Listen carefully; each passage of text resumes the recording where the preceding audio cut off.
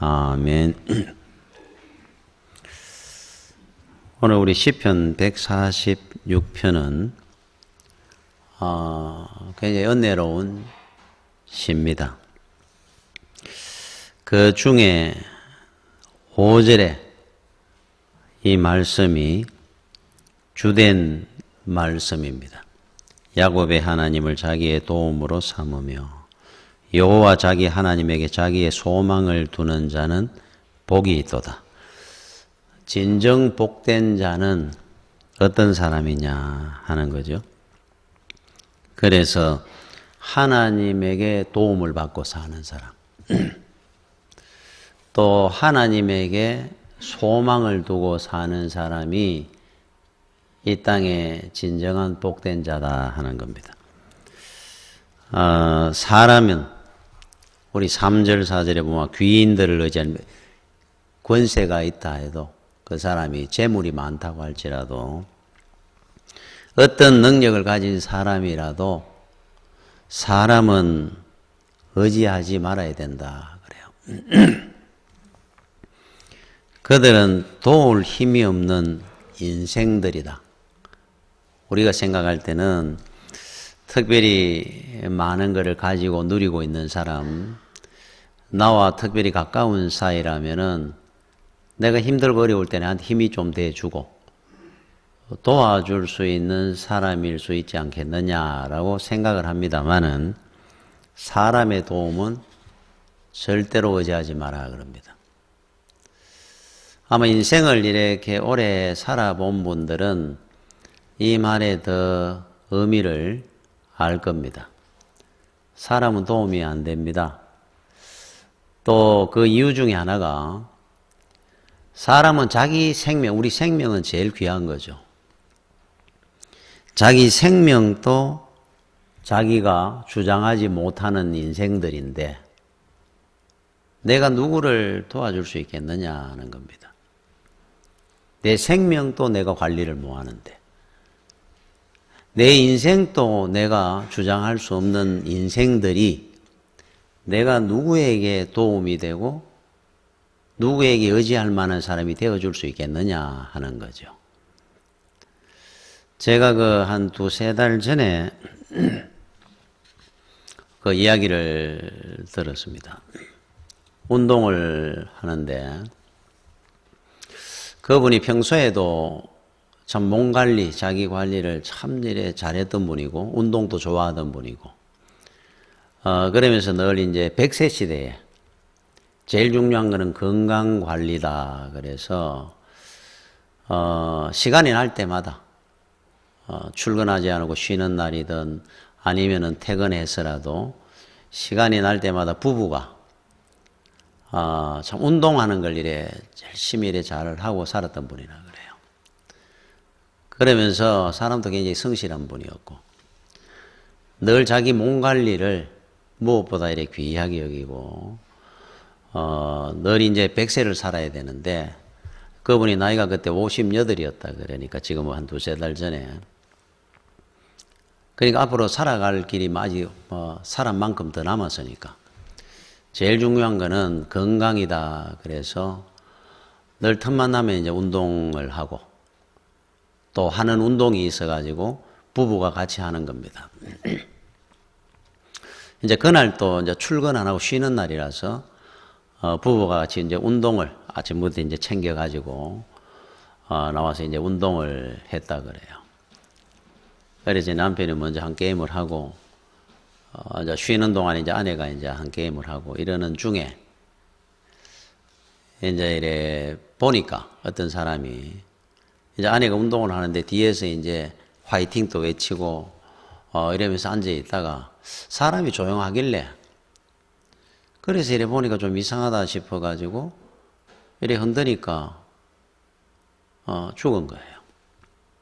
금방까지 앉아가 같이 운동하고 부부가 같이 나와가지고 또 부인이 운동을 할 때 옆에서 화이팅도 하고 하던 사람이 그 몇 분 사이에 그 옆에 있는 사람도 몰란 겁니다. 그래서 앞에서 운동하던 사람이 보고 좀 이상한데 그러니까 옆에 있는 사람이 이래 보다가 여기 같이 앉아 이야기도 금방 했는데, 그래 이래 흔드니까 툭 넘어져가 보니까 심장마비로 갑자기 돌아가셨다 그래요. 그게 한 두세 달 전에 제가 이야기를 들었습니다만, 제가 그런 생각이 문득 들더라고요. 야, 참 사람이 아침에 운동하러 나올 때 누가 그 생각이나 했겠습니까? 100세를 살아야 되는 시대에 참 건강이 제일 중요하다고, 참 성실한 분이고, 다른 것보다 운동 열심히 하시며 살면서 건강관리를 부부와 같이 하고 살았는 분이 그렇게 턱 가버릴 줄이야. 그 아내도 얼마나 황당하고 청천벽력 같았겠습니까? 평소에 몸 관리나 제대로 안 하고 살았으면은, 그 사람이 보통 참 몸 관리나 좀 하고 살지라고 하겠습니다만, 너무 이 사람은 그렇지 않은 사람이다 보니까 생각지도 않은 일이. 그래서 그런 생각이 듭니다. 참 우리가 내일 일을 모르는데 잘 살아야 되는구나. 또 신앙생활 참 잘하고 살아야 되는구나. 그런 생각이 듭니다. 그래서 5절에 하나님에게 인생의 소망을 두고 사는 사람이, 또 하나님 앞에 도움을 구하고 사는 사람이 이 땅에 가장 복된 사람이다 그러는 겁니다. 영원하시고 전지전능하시고 우리의 생명을 주장하시는 분이니까, 그분을 의지하고 사는 겁니다. 여러분, 삶 가운데 소망을 갖는다는 것은 굉장히 중요하죠. 소망이 없다는 것은 죽음입니다. 사람이 소망을 잃었다는 것은. 그럼 소망은 어떻게 이루어지느냐? 흔히 우리 요즘이 어려워서 그런지 몰라도 그렇게 말하는 분들이 그 인터뷰나 이런 데 보면 나와요. 사는데 지쳤습니다. 너무 힘이 듭니다. 그리고 앞을 봐도 앞으로 지금 너무 어렵고 힘든 이 상황에 앞이 캄캄합니다. 비전이 없는 것 같습니다. 여러분, 이 땅에는 원래 소망이 없는 곳입니다. 소망이 있는 것처럼 착각을 하고 사는 겁니다. 무덤으로 끝나는 인생이고 세상인데, 세상에 무슨 소망이 있습니까? 원래 앞은 캄캄한 겁니다, 인생은. 그러면 소망은 어디서 오느냐? 전쟁 중이라도, 어떤 환난 가운데서도 소망은 하나님으로부터 오는 겁니다. 소망은 위로부터 오는 겁니다. 옆으로 봐갖고는 소망이 없습니다. 그래서 이 소망이라는 것은 지금 눈에 안 보이는 것이고, 단지 하나님의 그 계획과 뜻이, 약속이 반드시 이루어진다고 하는 그 확신과 믿음이 바로 소망입니다. 그래서 히브리어에 소망이라는 단어와 확신, 믿음이라는 단어가 동의어입니다. 믿음이 곧 소망입니다. 믿음이 있는 자는 소망을 잃지 않습니다. 하나님이 나를 통해서 가지고 계시는 기대와 계획과 뜻이 있는데, 절대로 우리 성도들에게는 절망이나 낙심이 없는 이유입니다. 우리에게는 끝이 없습니다. 영원입니다. 하나님의 약속은 반드시 이루어집니다. 이 땅에 우리를 그냥 내보냈다가 데리고 가는 법이 없으니까 지금 여러분의 인생은 끝은 없습니다. 반드시 이루어져 갈 겁니다. 그 경북대 박찬석 전 총장 이야기를 제가 한번 드렸었는데, 이분은 그 경남 산청이라는 아주 가난한 마을이었다 그래요. 그 중에서 자기 집이 제일 가난했다 그러니까. 재산 1호가 돼지 한 마리라 그래요. 돼지 한 마리 있는 그 돼지가 자기 집이 전 재산이고 재산 1호였다 그러니까. 그런데 그 참 대단한 부모죠. 그곳에도 아마 공부를 똑똑하게 잘했을 겁니다. 그렇더라도 그렇게 가난한 집에서 경남 산청에서 대구중학교에 유학을 보냈으니까 그래서 공부를 하고 한 학기가 지나고 성적표를 받았는데 반에 68명 중에 68등 했다 그랬잖아요.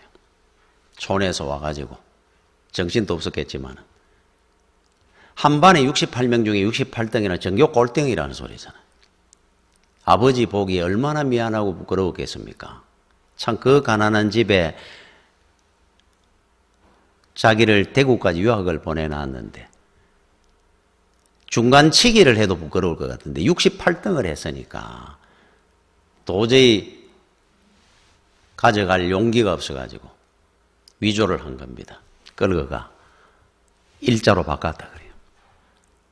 1등을 해가지고 집에 이제 성적표를 갖다 드리니까 그 아버지가 동네 사람들이 한 등 내라 그러고 기쁜 나머지 돼지를 잡아가 그 한 마리 있는 돼지를 동네 잔치를 했다 그러잖아요. 그런 일이 차마 벌어질 줄 모르고 했는데 돼지까지 잡아가 잔치를 하고 충격이 얼마나 컸겠습니까? 꼴등했는 친구가. 그 충격으로 열심히 공부해가지고 나중에 교수가 되고 대학 총장까지 된 분입니다. 야, 저는 그 이야기를 이랬던 그 당시에 이 아버지가 참 대단한 분이다라고 생각했어요. 그런데 속아서 그런 것이 아니고 나중에 이분이 나이가 들어가 아들이 중학교 다닐 때쯤 됐을 때 교수 때 명절에 아버지한테 가서 이야기를 하는 중에 마침 아들을 보니까 그때 생각이 나가지고 아버지 참 그때 우리 집에 돼지 잡았는 거 제가 1등 했다고. 그때 사실은 이러는데 그 아버지가 됐다. 알고 있다. 니야 듣는다. 그러더라고요. 아버지는 알고 계셨다는 겁니다. 위조했는 줄을. 야, 그렇다고 하면 우리 같으면은 이렇게 꾸중했을 것 같아요. 네가 공부는 못해도 정직하기라도 해야 될 거 아니냐. 응? 이런 걸 이놈아 이렇게 속이느냐 부모한테. 네가 앞으로 뭐가 되려고 그래. 우리 보통 아버지들은 그랬을 것 같아요. 그런데 그 아버지는 알고 있었다는 겁니다. 위조했는 줄. 그런데 물론 하고 돼지까지 잡아가 잔치를 한 겁니다. 우리 아들이 1등 했다고. 1등은 지금 안 했지만은 앞으로 우리 아들은 충분히 1등 할 수 있는 아들이 될 거다. 그 기대로 잔치를 했을 겁니다. 그 아들은 1등을 하잖아요. 소망입니다. 소망. 이게 포기하지 않는 겁니다. 그죠? 소망은 사랑 가운데 일어나는 겁니다. 하나님이 여러분의 소망입니까? 여러분이 하나님을 사랑해 보십시오. 하나님은 여러분의 소망이 될 겁니다. 우리 자녀들에 대한 부모의 소망 절대로 버리지 않습니다. 그렇죠? 하나님도 마찬가지입니다. 하나님은 하나님의 자녀들을 사랑하니까 절대로 소망을 버리지 않습니다. 내 자식들은 1등이 될 거다 앞으로. 김 집사는 지금은 비록 허덕거리고 힘들게 살지만은 앞으로 세상에 영향력 있는 존귀한 자가 될 거야. 하나님은 소망을 버리지 아니하시고 전지전능하신 하나님이니까 1등하고 존귀한 자로 만들어 가실 겁니다. 그래서 우리는 그 하나님을 믿으니까 우리 또한 소망을 버리지 않는 겁니다. 하나님은 절대로 나를 버리시지 않을 거야. 하나님의 약속과 기대가 내 인생을 통해 하나님은 반드시 이루어 가실 거야. 이게 믿음입니다. 여러분 창세기에서 요한계시록까지 제가 이래 성경을 보다가 성경을 설교를 준비하고 하다 보면 많은 사람들의 이름이 나옵니다. 그래 제가 신학을 할 때 창세기부터 요한계시록 사람 이름을 한번 외워보겠다고 시작한 적이 있어요. 별로 뭐 중요하지 않는 이름만 나오는 걸 다 한번 외워봐야 되겠다. 그런데 여기에 성경에 나오는 인물들 중에 물론 다윗이라든지 뭐 모세라든지 아브라함이라든지 참 위대한 인물들도 있습니다만은 그렇지 못한 인물들 많지 않습니까? 그죠? 그 사람들보다야 내가 낫겠나 하는 사람이 있는지 여러분은 몇 명이나 있는지 한번 세보십시오. 저는 제가 볼 때 쟤보다 못한 사람이 얼마나 있을까 이름을 한번 세볼 없어요. 예를 들면 롯이라는 사람. 소돔이 멸망할 때 몸 하나 겨우 빠져나왔던. 롯은 믿음의 사람인데도 불구하고 믿음의 삶을 제대로 안 살았습니다. 그건 분명합니다. 그런데 롯의 개인적인 사람을 기록을 남기면 롯은 방탕하였더라라고는 기록은 없습니다. 믿음 생활을 제대로 안 했는 거예요, 이분은. 그러나 사람은 굉장히 정직하고 성실했습니다. 제가 볼 때입니다, 이거는. 추측건데 왜 그러냐 하니까, 자, 이 사람은 굉장한 부자였어요. 소돔성의 유지였습니다. 가진 게 많은 사람, 지킬 게 많았는 사람이에요. 그런데 하나님의 사자가 와가지고 이거 멸망하니까 너는 떠나라. 단 뒤돌아보지 마라. 여기서 이루었던 거, 아쉬운 거, 이런 거 다 끊고 구원을 위해서만 걸어가라. 명령을 합니다. 여러분 가겠습니까? 아브라함이 위대하고 우리 믿음의 조상이 된 이유가 본토 친척 아비집 떠나가 가나안 땅으로 가라. 그거 그 당시에는 죽음이고 있을 수 없는 일입니다. 그래서 우리 믿음의 조상이라 생각합니다. 롯을 한번 생각해 보십시오. 우리가 생각할 때는 죽을 죄인인 줄 알았는데 하나님의 말씀을 듣고 걸어나가 뒤돌아보지 않고 나갑니다. 그때까지만 해도 멸망이 안 됐습니다. 믿음 없이 버리고 나갈 것 같습니까? 지금 여러분들이 죽음이 언제인지 모르는데 세상 것 다 버리고 주님을 위해서 살아야 됩니다. 그게 쉽게 됩니까? 롯은 나갔던 사람이에요. 뒤돌아보지 않았습니다. 다 버렸습니다. 말씀만 듣고 아내는 돌아보다가 소건기둥 됐습니다. 제가 이래 생각할 때 나보다는 나았던 사람이구나. 우리가 생각할 때 롯이라는 사람 소돔 멸망할 때 그냥 완전히 무너져가 망한 사람으로 생각해가지고 했는데 저는 생각할 때 그런 생각이 들어요. 아, 이 사람 내보다는 나았던 사람 같다. 사도 바울은 스스로가 죄인 중에 괴수랍니다. 죄인 중에 자기가 제일 큰 죄인이라는 거예요, 세상에. 그럼 바울이 죄가 뭡니까, 여러분? 예수 그리스도를 구원자로 인정 안 한 죄입니다, 이 사람은. 그래서 세상에 내가 제일 큰 죄인입니다. 예수 믿는 사람 다 죽이러 다녔어요. 예수님을 이단자라고 불렀습니다. 하나님은 굉장히 잘 믿었던 사람입니다, 이 사람은. 교리적으로 예수를, 지금 또 유대교는 예수님을 그리스도로 인정하지 않습니다. 그리스도는 아직 이 땅에 오지 않았다 믿습니다. 그들의 교리적인 문제로 인해서 이 사람을, 예수 믿는 사람을 핍박으로 다녔지, 하나님을 믿는 믿음은 아무도 못 따라갔던 사람이에요. 나중에 예수님을 만났을 때 믿음 한번 보십시오. 죽습니다, 그 길로. 여러분, 베드로는 자기 안위를 생각해야 주님을 3번 부인합니다. 통곡하며 회개합니다, 훗날. 그 이후에 거꾸로 십자가에 매달려 순교를 했습니다. 여러분들은 주님을 배신해 본 적 없습니까? 가룟 유다처럼 주님을 팔아본 적 없습니까? 돈 때문에. 저는 제가 봤을 때 나 같은 죄인은 없었는 것 같아요. 그런데도 불구하고 하나님은 이 땅에 많은 사람들 중에 정말 내 친구들, 괜찮은 친구, 성격 좋은 친구, 착한 친구도 많았는데 나에 대한 계획과 뜻을 이루어 가셨고 오늘 이렇게 목사로 삼아가 하나님 일을 감당시켜 주신 하나님. 그래서 저는 늘 그런 말을 합니다. 어디를 가거든 세상에 나보다 하나님 앞에 사랑 많이 받은 사람이 있으면 나와보라 그러라 그래요. 저는 제가 사랑 제일 많이 받았던 것 같아요, 하나님 앞에. 이유는 제가 세상에 제일 큰 죄인이라는 뜻입니다. 그 말은 나 같은 사람은 아닐 것 같은데 나를 목사로 세우시면까지 하나님께서 사랑하셨으니까 내가 세상에 제일 하나님 앞에 사랑 많이 받아 하는 이유입니다. 하나님은 우리에게 하나님의 그 뜻과 소망을 버린 적이 없습니다. 소망 없는 자를 소망이 있는 자로 만들어주신 하나님. 그러니까 우리는 하나님 앞에 절대로 우리도 세상 살며 소망을 버리지 않고 살아야 되는 겁니다. 그렇게 하나님께서 나를 사랑하시고 나한테 뜻과 소망을 갖고 계시는데 내가 내 인생을 어떻게 포기합니까? 분명히 나는 잘 될 건데 하나님의 약속이었어요. 하나님의 기대니까. 여러분 스바냐 3장 17절은 우리가 찬양 가사로 세제가 여러분들이 잘 아는 내용입니다. 제가 읽어보겠습니다. 너의 하나님 여호와가 너의 가운데 계시니 그는 구원을 베푸실 전능자시라. 그가 너로 말미암아 기쁨을 이기지 못하시며 너를 잠잠히 사랑하시며 너로 말미암아 즐거이 부르며 기뻐하시리라. 여러분, 하나님께서 이 말씀을 스바냐 선지자를 통해 이스라엘 백성들에게 할 때 이스라엘 백성들의 신앙 상태가 어땠는 줄 압니까? 이때가 이스라엘 백성들이 벌을 받아가 죽어야 마땅할 지경의 신앙 상태입니다.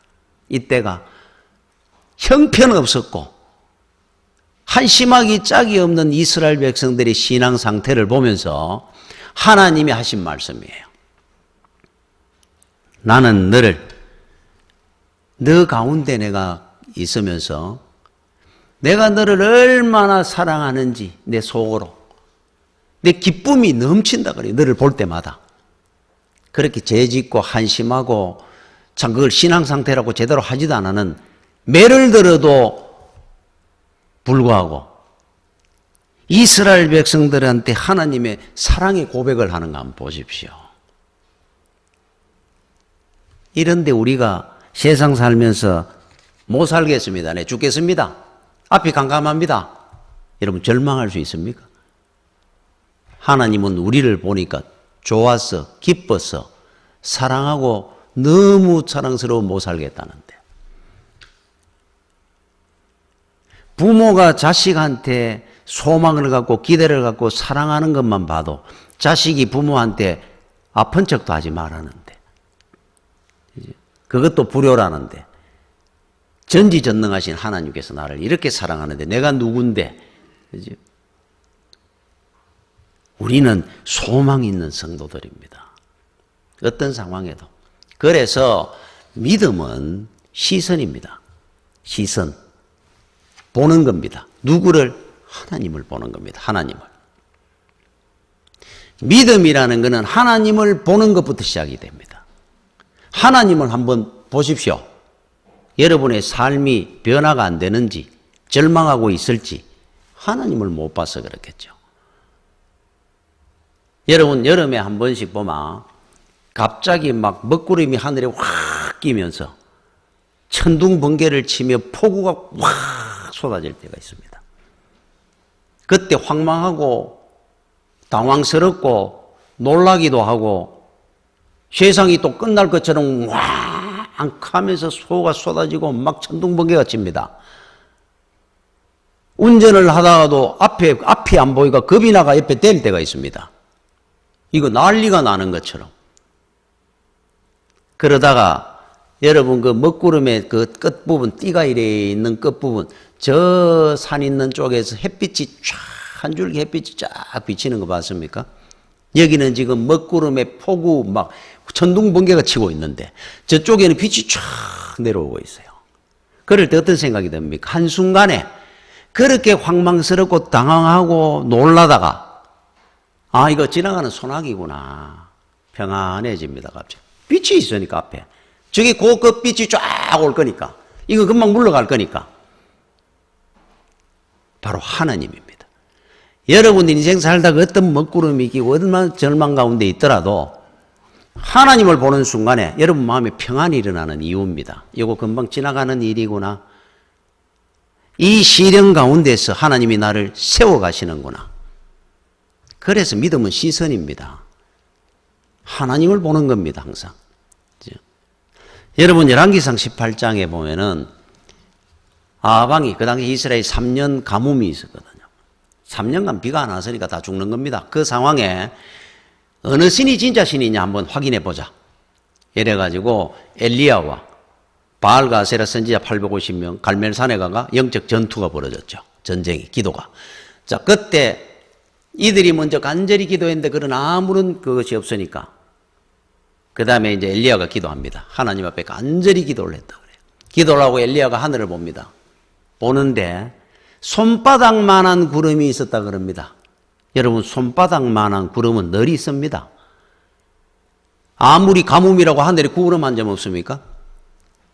자, 하나님을 보는 자는 그 손바닥만한 기도를 했으니까 지금 비를 내려달라고 기도를 해놔놓고 하늘을 보니까 마침 손바닥만한 구름이 있었다는 거예요. 비가 오는구나. 늘 있는 손바닥만한 구름일 수도 있는데 하나님을 보는 자는 그게 소망인 겁니다.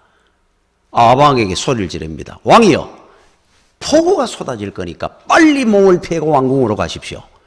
뭐? 하늘을 보니까 늘 똑같습니다. 어제도 그랬고 한 달 전에 그 사람들은. 지금 무슨 비가 온다는 거냐? 빨리 피하십시오. 내 말을 듣고 비가 곧 쏟아집니다. 확 쏟아졌어요. 그 믿음을 가지고 보니까. 자, 그 전까지는 우리가 살 때 이렇게 사는 분이 있습니다.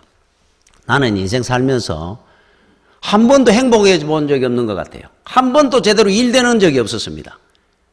나는 왜 모든 일들이 일이 꼬이고 불행하고 하나도 복되게 살아본 것이 없습니다. 좋은 게 하나도 없어요, 나는. 하나님을 한번 만나보십시오. 하나님을 보고 한번 보십시오, 자기 인생을. 야, 그래도 그 많은 사람들 중에 이렇게 건강도 주시고 내 자식들도 주셨고 이렇게 복된 가정도 주시고 주변에 보이 좋은 사람도 내 주변에 이렇게 많았구나. 좋은 게 얼마나 많았는지를 확인하게 되고 조그마한 손바닥만한 구름을 보고 폭우가 쏟아질 겁니다 했는 것처럼 내 인생이 지금 보니까 너무너무 행복했었는데 내가 몰랐던 것 같습니다. 그래요. 그러면 그동안은 왜 몰랐어요? 사람은 똑같았는데 환경은 똑같은데 하나님을 본 거와 하나님을 보지 못한 차이입니다. 요게 하나님을 보지 못한 거와 하나님을 받는 차이입니다. 이거는 여러분들이 무슨 문제가 있어가 교회 기도를 할 때 올 때나 아니면 산에 기도하러 갈 때 한번 보십시오. 저는 그걸 한 번씩 느낍니다. 천근만근입니다. 몸이 앞이 캄캄합니다. 터벅터벅 걸어옵니다. 그런데 왜 기도를 하고 돌아갈 때는 날개 달린 듯이 그렇게 가볍게 갑니까? 하나님을 보고 가니까. 믿음은 시선입니다. 차, 산에 한번 가보십시오. 기도원에. 이상하게 올라갈 때는 아무것도 안 보였는데 기도하고 내려오는 순간에 그 시냇물이 그 새소리가 이렇게 아름다운 곳이었구나. 세상이. 이 길을 내가 걸어 올라오는데도 내가 내 눈에는 안 보였구나. 왜 안 보였습니까? 하나님이 안 보였으니까. 암흑천지였으니까. 하나님을 만나고 나니까 그 새소리와 시냇물 소리가 눈에 보이고 귀에 들리는 겁니다. 세상 보는 눈이 달라지는 겁니다. 그래서 오늘 시편 146편 1, 2절에 할렐루야 내 영혼아 여호와를 찬양하라. 나의 생전에 여호와를 찬양하며 나의 평생에 내 하나님을 찬송하리로다. 꽃 하나를 봐도 여러분 차를 타고 지나가면 꽃 하나를 봐도 아무 내한테 감동도 없고 아무 감흥도 없었는데 그런데 그 꽃을 보면서 만약에 시인은 그 꽃의 아름다움을 노래를 하고 화가는 꽃을 아름답게 그리기도 하고 과학자는 이 꽃이 어떻게 생기고 어떻게 자라는 것을 연구를 할지 몰라도 성도는 꽃을 보며 하나님의 영광을 보는 겁니다. 모든 곳에서 하나님을 봅니다. 하나님의 임재를 느낍니다. 그 사람이 어떻게 세상이 아름답지 않으면 인생이 아름답지 않을 수가 있겠어요? 그 사람한테 어떻게 세상에 절망이 있을 수 있겠습니까? 하나님을 못 봐서 그렇죠. 그래서 여러분이 어떤 문제가 있고 힘이 빠지고 어려움이 있을 때는 하나님을 찾으시면 돼요. 주여, 하나님이 늘 곁에 있잖아요. 그죠? 그러고 나면은 세상이 여러분 인생의 삶이 달라집니다. 주 하나님 지으신 모든 세계 내 마음속에 그리어 볼 때 하늘의 별 울려 퍼지는 뇌성 주님의 권능 우주에 찾네. 하늘의 별이 똑같은 별이 아닙니다. 하나님을 여러분이 만나기 전에는 그냥 별입니다. 은혜를 받고 하늘의 별을 한번 보십시오. 은혜를 받기 전에는 천둥번개 소리가 그냥 천둥번개 소리였는데 하나님을 만나고 난 뒤에 천둥번개 소리를 들으면서 하나님의 음성으로 들려질 겁니다. 하나님이 이 우주 만물에 차고 있는 영광과 임재를 느끼게 될 겁니다. 똑같은 세상을 사는데 성 프란시스코는 그 새소리와 시냇물 소리를 하나님의 음성으로 듣고 찬양을 했잖아요. 똑같은 자연 속에 살아도 못 느끼는 사람이 그걸 하나님의 임재를 느끼는 사람이 있잖아요. 2절에 그렇게 나옵니다.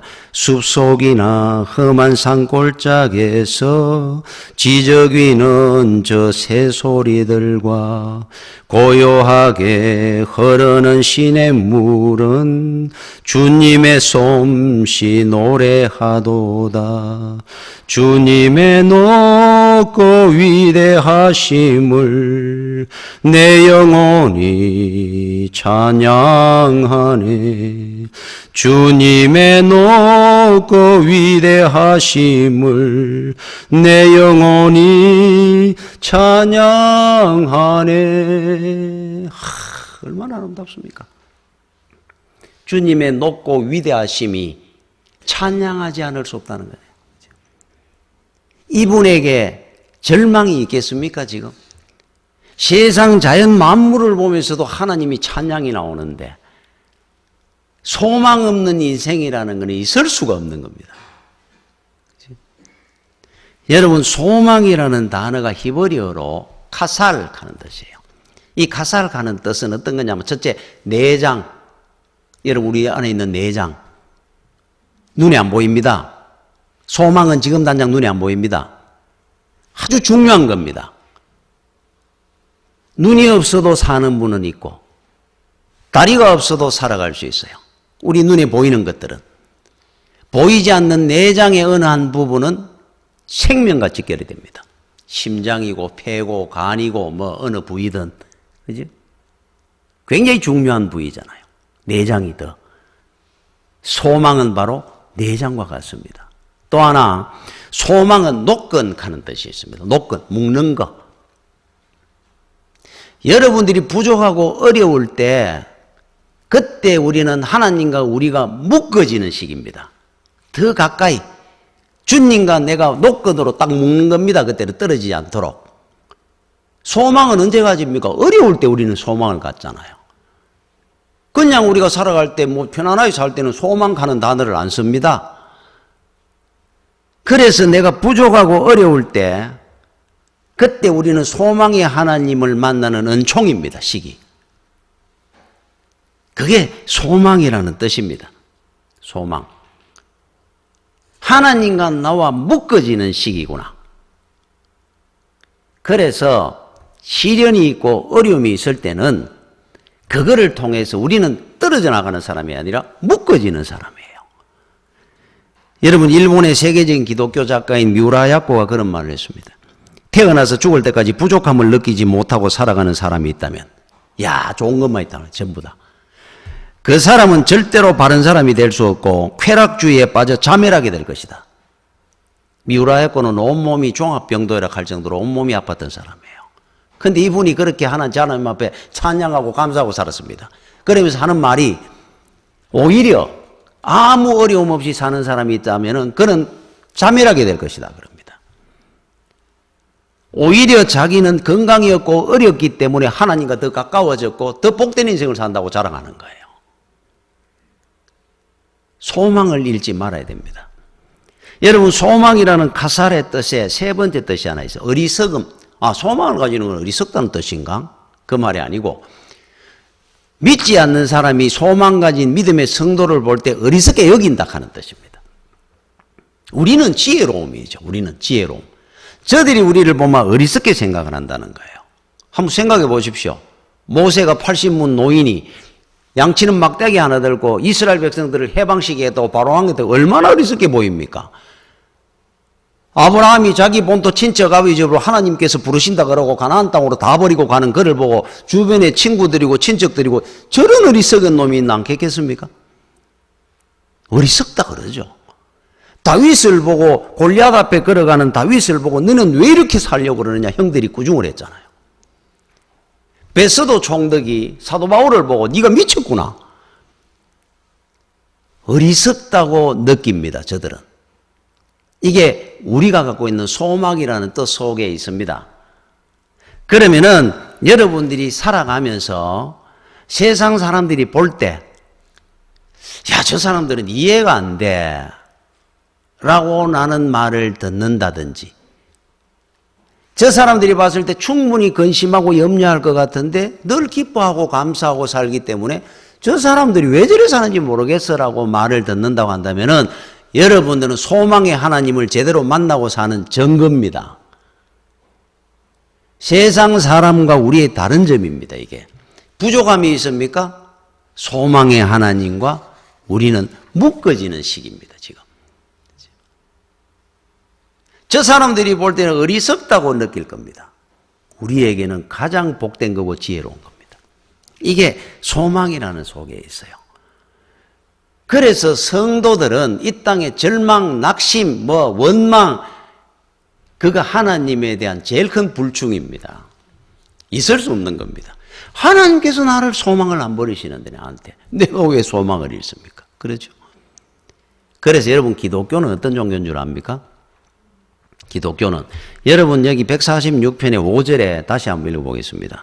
야곱의 하나님을 자기의 도움으로 삼으며 여호와 자기의 하나님에게 자기의 소망을 두는 자는 복이 있도다. 자, 5절을 시작을 이렇게 합니다. 소망을 둔 자, 야곱의 하나님을 자기의 도움으로 삼으며 이렇게 시작하잖아요. 야곱의 하나님은 어떤 하나님을 말합니까? 야곱의 하나님을 도움으로 삼았다 하는 거 보니까 야곱이 이런 하나님을 만났다는 증거를 이야기를 하는 거예요. 그럼 야곱은 언제 만났습니까? 자, 그래서 기독교를 뭐라고 하는지 모르니까 사다리의 종교 그럽니다. 기독교는 다른 말로 창세기 28장 12절에서 15절까지 이런 내용이 나와요. 사다리가 등장합니다. 야곱이 가장 어려운 시기에 앞이 캄캄할 때 한번 읽어보겠습니다. 꿈에 본 적, 이게 베델이라는 곳이거든요. 자, 여기를 왜 갔느냐 하니까 형 에서의 장자의 축복을 팥죽 한 그릇에 속이가 사작을 해놔놓고 아버지를 속여가지고 사기쳐가 축복기도 대신 받고 형이 죽일까봐 두려워가지고 라반의 외삼촌 집 도망가는 중입니다. 한 번 또 외지를 떠나본 적이 없습니다. 그때까지 야곱은. 어머니 마마보이였어요. 그래서 어머니가 리버가가 네 형이 너를 죽일지 모르니까 빨리 도망가라. 그래서 있는 대로 그냥 채비를 해가지고 급하게 도망을 가는 중입니다. 처음 집 떠나봤습니다. 광야에 아무것도 없습니다. 깜깜한 광야에 짐승 소리가 들리는 거기에 얼마나 두려웠겠습니까? 집 좀 떠나봤는데. 거기에 이제 잠을 청해가 돌을 베개 삼아 누웠습니다. 참 처량하고 앞이 깜깜하고 정말 이 광야입니다, 인생이. 그때 꿈에 하나님이 등장을 하는 거예요. 자, 그래서 꿈에 본 적 사닥다리가 땅 위에 서 있는데 그 꼭대기가 하늘에 닿았고 또 본 적 하나님의 사자들이 그 위에서 오르락 내려 사다리가 쫙 거기에 천사들이 오르락 내려가네. 또 본 적 여호와께서 그 위에 서서 이르시되 하나님의 음성이 들립니다. 나는 여호와니 너의 조부 아브라함의 하나님이요 이삭의 하나님이라. 네가 누워있는 땅을 내가 너와 네 자손에게 주리니 네 자손의 땅이 티끌같이 되어 네가 서쪽과 동쪽과 북쪽과 남쪽으로 퍼져나갈지며 땅의 모든 족속이 너와 네 자손으로 말미암아 복을 받으리라. 내가 너와 함께 있어 네가 어디를 가든지 너를 지키며 너를 이끌어 이 땅으로 돌아오게 할지라. 내가 네게 허락한 것을 다 이루기까지 너를 떠나지 아니하리라 하신지라. 야곱은 죽는지 안 죽는지 내일이 기약이 안 됩니다. 죽었구나 하고 지금 도망갑니다. 앞이 캄캄합니다. 의지할 데가 없습니다. 그때 하나님께서 사닥다리가 쫙 내려오면서 하나님의 음성이 들리는 겁니다. 내가 너와 함께 할 것이다. 이 땅은 앞으로 네 후손의 땅이 될 것이고 네 후손은 티끌처럼 많은 세상에 많은 티끌처럼 많이 될 것이다. 12지파의 아비가 됩니다. 그치? 많은 걸 이룹니다. 여러분 기독교는 사다리의 종교입니다. 이 사다리를 붙들고 올라와 가지고 세워진 존귀한 자가 된 인생이 너무너무 많습니다. 지금 바닥에 떨어졌습니까? 절망 가운데 있습니까? 광야입니까? 앞이 캄캄합니까? 하나님을 바라보십시오. 하나님이 사다리를 내려주실 겁니다. 그래서 우리는 세상에 둘도 없는 소망이 있는 사람들입니다. 그 사다리를 잡고 올라가 김익돈 목사님은 총회장까지 된 사람이고 백낙준 박사라는 연세대 총장은 소경 점쟁이 아들로 태어나가지고 위대한 지도자가 됐고 유계준 박사라든지 한번 보십시오. 제가 우리 동네 살던 구두 닦던 그 친구가 그렇게 멋진 신사가 되고 그 사다리를 잡고 올라왔거든요. 우리에게는 소망의 사다리가 있습니다. 하나님이 우리가 어렵고 힘들고 광야 가운데 절망 가운데 있을 때 그 사다리를 내려주시는 종교인데, 기독교는. 그런데 여러분들이 살면서 절망 가운데 있습니다. 앞이 캄캄합니다. 힘이 듭니다. 있을 수 없는 겁니다. 그렇죠? 그때 하나님을 바라보시면 됩니다. 하나님이 내려주시는 사다리를 붙들고 올라가시면 됩니다. 내 힘은 안 되더라도. 세상에 여러분들에게 사다리 내려줄 사람은 없습니다. 세상 의지하면 도움 구하지 말고, 주여, 너무너무 힘이 들고 어렵습니다. 성도에게는 소망이 있다고 그랬는데, 소망의 하나님께서 나에게 사다리를 내려주십시오. 기도하십시오. 그래서 야곱의 하나님이 너의 도움이 될 것이라 그러잖아요. 승리하는 여러분들이 되시기를 축원합니다. 기도하겠습니다. 주여, 은혜를 감사를 드립니다. 어떤 어려움이 있고 힘든 일이 있다 할지라도 소망의 우리 하나님께서 나와 함께 하시며 나의 도움이 되심을 우리가 늘 기억하고 우리 하나님을 바라보고 믿음으로 승리하는 주의 성도들 되게 하여 주시옵소서. 예수님 이름으로 기도드립니다. 아멘.